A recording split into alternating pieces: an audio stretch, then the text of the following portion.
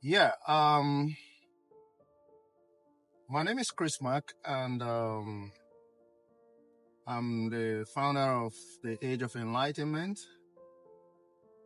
I I'm just thinking about something right now, and a question kept popping into my mind, and the question that kept popping into my mind is, what does time mean to you? And as I was thinking about that question, what does time mean to you? It occurred to me that time means life. And why do I say that? The reason I say time means life to me is because when you when you're born into this world, you are given a portion of time to spend on this earth. Sometimes 100 years, sometimes 90 years, sometimes you're given 80 years, some 70 years, you know, to spend here on earth, right? And as the day goes by, your time keeps ticking, right? And what determines whether you're able to fulfill the mission you were sent here on earth to fulfill is how you utilize your time. I I took my boy to a basketball tournament, and we're about to come back, and I put the route to get us home. And I saw the different route. There is the toll route and there is the other free normal route, right? The toll route was gonna cost me like $25 or so. But it will save me like 15 minutes, right? And the other free route the journey will run for like an hour. But the toll route will run for 45 minutes, right? And I'm saving 15 minutes. And because time means value, my life, I decided I'm going to pay to buy this 15 minutes, to save this 15 minutes. Because that is a 15 minutes I could do something valuable with my time, with my life, right?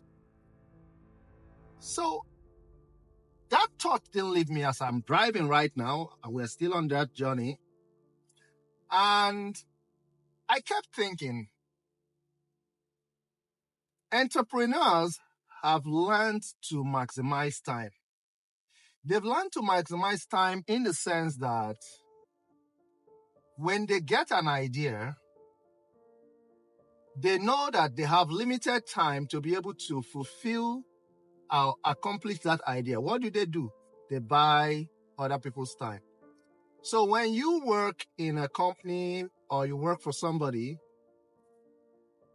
what that person is actually doing to you is the person is buying your time so that you can help him fulfill his vision, right? So the man who has the capacity to buy as much time as possible, as many time as possible, will add more value to the world and will be richer. Look at Elon Musk, look at Jeff Bezos, look at most of the big companies, Google and so, right?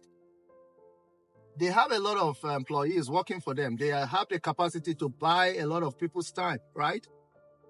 So I want you to start thinking about how you can add value to yourself, because we have 24 hours every day, right? But you find out that some people have more than 24 hours. Yeah, entrepreneurs, they have more than 24 hours. That is why entrepreneurs are really the people that function like God, right? They have 24 hours like you and I, and what do? They buy other people's time, right? They buy other people's life because when somebody buys your time and pay you for your time, I mean, he's buying your life, because your time is equal to your life. And this is one thing I always ask myself. If you invite me for a program or you invite me to somewhere, or maybe a friend or something, like let's go hang out, right? The first thing I want to think about is this worth my time? How much time am I going to spend here? Okay, let's say 2, 3, 4 hours, right? Hanging out, drinking, chatting, stuff, right? But is it worth my time? Do I have any other area or thing I want to channel my time to? Because I start prioritizing right now, right? I need to prioritize my activity. If I have a priority that will add more value to me, then I would have to turn down that invitation. Because my time is equivalent to my life. Time equals to life. And the high time we realize to, prioritize our time, the more value we're going to add. Because as the day goes by, we are ticking towards our exit from the earth, right? So you want to add more value. Are you doing what you love doing? Because if you're not doing what you love doing, right, probably you're just passing time, right? You're just existing, right? Waiting for your time to elapse and you go, right? So how do you know if you're doing what you love doing? One of the way you can find out if you are doing what you love doing, your purpose, if you're in the direction of your purpose, is even if you are not paid to do what you're doing right now, will you still do it? You need to ask yourself that question, right? Because if you can answer that question, then you found your purpose. Your purpose is hidden in the joy you derive from doing what you're doing, right? There is a difference between a job and a work, right? A job is what pays your bill, right? You do a job because you want your bills to be paid. You want to be paid for it. But your work is your purpose. And it's something you love to do, whether it's paying you or not, but you just derive joy and fulfillment from doing it. Your work sits at the peak of what Maslow's hierarchy of human need pyramid, Maslow's pyramid. Maslow is one of a philosopher that, he philosophizes about the human hierarchy, human needs, right? On the base of human need, you have food, shelter, clothing, right? Once you are able to get that food, shelter, clothing, you are okay at the base, right? But after that, what else, right? You move up to the next, you want to start finding, you want to start adding value, right, to the society and stuff like that, acquiring properties, investment and stuff. But at the peak is fulfillment. That is why you see a lot of people, even when they make money, they don't have fulfillment, right? They don't feel fulfilled because probably they are not yet doing their work. All they've been doing all through their life is job that has given them money. Fulfillment comes from doing your work, right? Christ, while he was on earth, his job was a carpenter. He was a carpenter. That is his job. But his work was to teach and bring light and truth to humanity. And that was where he found fulfillment. Because at some point, your work, because when you start out, the best way to start out to find what you're meant to do in life is you start out with doing a job, right, that pays your bill because you need to pay your rent and bills and live and sustain yourself, right?